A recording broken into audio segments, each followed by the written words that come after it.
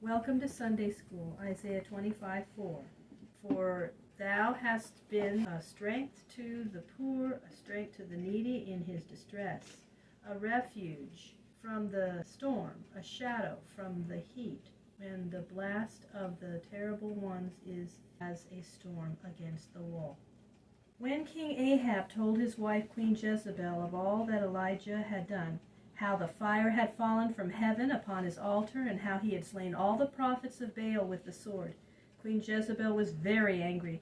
She sent a messenger to Elijah with these words, "May the gods do to me as you have done to the prophets of Baal, if I do not by tomorrow kill you as you, Elijah, have killed them." Elijah saw that his life was in danger, and he found that not one man in all the kingdom dared to stand by him against the hate of Queen Jezebel. He rose up and ran away to save his life. He went southward to the land of Judah, but did not feel safe even there. He hastened across Judah southward to Beersheba, which is on the edge of the desert, 80 miles away from Samaria. But not even here did Elijah dare to stay, for he still feared the wrath of Queen Jezebel. He left his servant at Beersheba and went out alone into the desert over which the children of Israel had wandered 400 years before. After he had walked all day under the sun and over the burning sand, he sat down to rest under a juniper tree. He was tired and hungry and discouraged. He felt that his work had all been in vain, that in heart the people were still worshippers of Baal, and he felt too that he had shown weakness in running away from his place of duty in fear of Queen Jezebel. Elijah cried out to the Lord and said, "O Lord, I have lived too long. Take away my life, O Lord, for I am no better than my people." Then, tired out, he lay down to sleep under the tree. But the Lord was very kind to Elijah. While he was sleeping, an angel touched him and said, "Arise and eat." He opened his eyes and saw beside him a little fire with a loaf of bread baking upon it, and near it a bottle of water. He ate and drank and then lay down to sleep again. A second time he felt the angel touch him, and he heard a voice say, "Arise and eat, because the journey is too long for you." He arose and ate once more.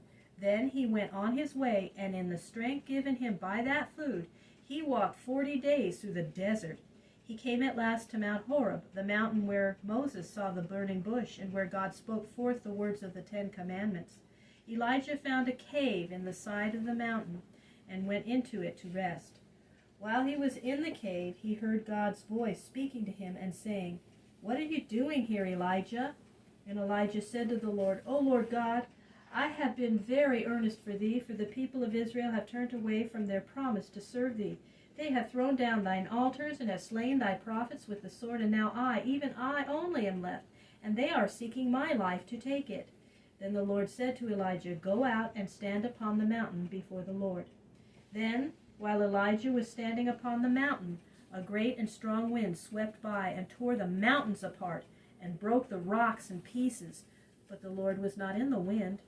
Then came an earthquake, shaking the mountains, but the Lord was not in the earthquake. And after the earthquake, a fire passed by, but the Lord was not in the fire. And after the fire, there was silence and stillness.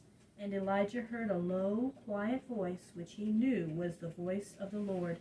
Then Elijah wrapped his face in his mantle, for he feared to look upon the form of God, and he stood at the opening of the cave. Then the voice said to him, "What are you doing here, Elijah?" And Elijah said as he had said before, "O Lord, I have been very earnest for thee, for the people of Israel have turned away from their promise to serve thee. They have thrown down thine altars and have slain thy prophets with the sword, and now I, even I only, am left, and they are seeking my life to take it away."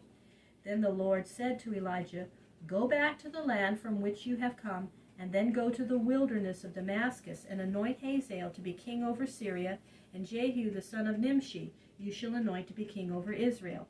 And Elisha the son of Shaphat of the village of Abel-Meholah in the land of Manasseh west of Jordan you shall anoint to take your place as prophet. And it shall come to pass that those who escape from the sword of Hazael Jehu shall slay, and those that escape from the sword of Jehu shall Elisha slay. But there will be found some, even 7,000 men in Israel, who have not bowed the knee to Baal or kissed his image with their lips."